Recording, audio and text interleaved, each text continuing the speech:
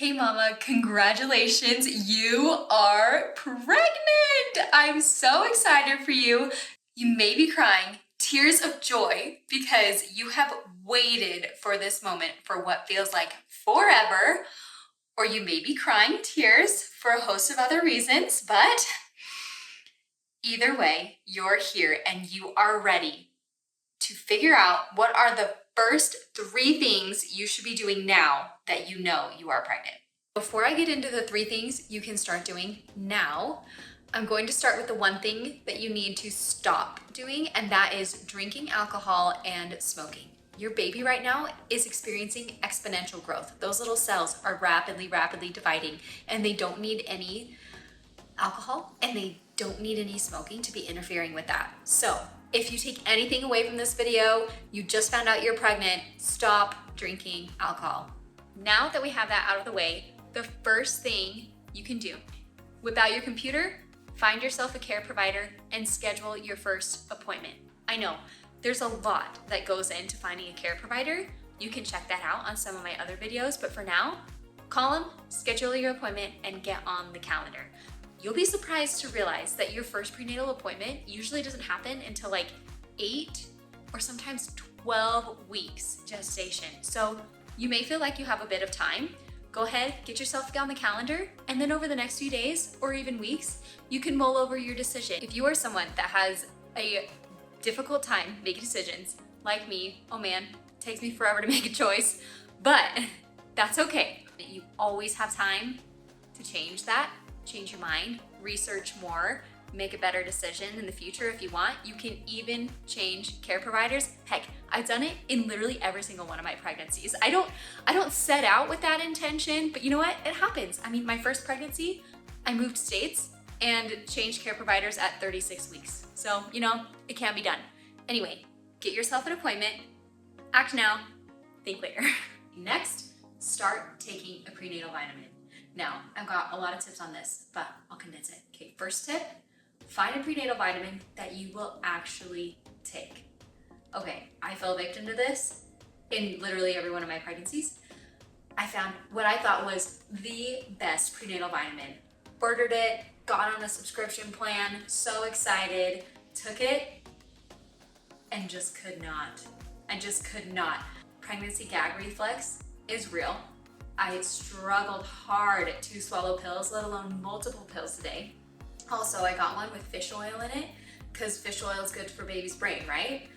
And for the rest of the day, I was burping fish oil. And you know what? With pregnancy nausea, the fish oil was just not helping. So the best prenatal vitamin is one that you can actually take consistently throughout your pregnancy. Now, that being said, opt for gummies or liquid in that first trimester. If you want to up-level it and upgrade later in pregnancy when you're feeling better, go for it. But you know, to start out, I would recommend probably not taking the one that you have to swallow 5 pills a day. That's just me. You'll have to figure it out for yourself. Another tip is go into your research with a price point. Seriously, prenatal vitamins are a wide range of prices. I would hate for you to spend all this time researching the perfect prenatal just to find out it's outside of your budget. So go into your research and your shopping with a number in mind. And lastly, I just want to highlight 2 key ingredients. The first is folic acid. So you've probably heard this before. It's really great for baby, making sure that there aren't any neural tube defects. Super important, especially during the first trimester.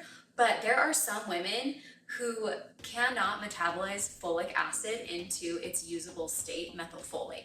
So if you are concerned about that, find a prenatal vitamin that has methylfolate as an ingredient instead of folic acid. And the second ingredient you might just want to keep in mind is iron. It's awesome if you're anemic.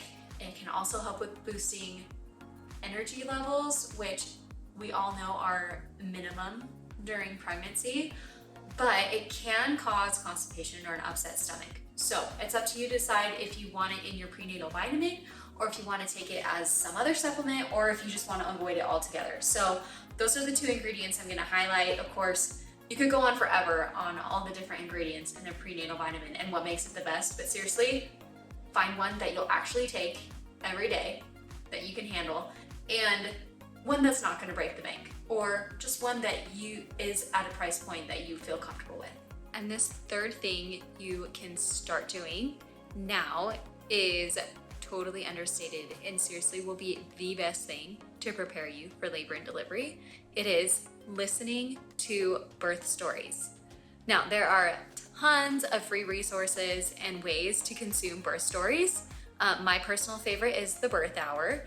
When you are looking for birth stories to listen to, make sure that they are positive and informative. Today, we have access to seriously so much information online, on ChatGPT, on all of this AI stuff, but seriously, there's something so powerful in learning from other people's experiences. You can glean so much from listening to birth stories, figuring out what you want, what you don't want, and seriously learning about things that you may not have even considered. If you are going to do one thing to prepare for labor and delivery, make that listening to birth stories seriously the best form of education. I just want to be the first to say congratulations, you are pregnant. I'm so happy, so excited for you, so glad you found me. I hope you enjoyed the 3 things you can do now that you just found out you're pregnant, and check out my other videos if you're wanting more information. You got this, mama.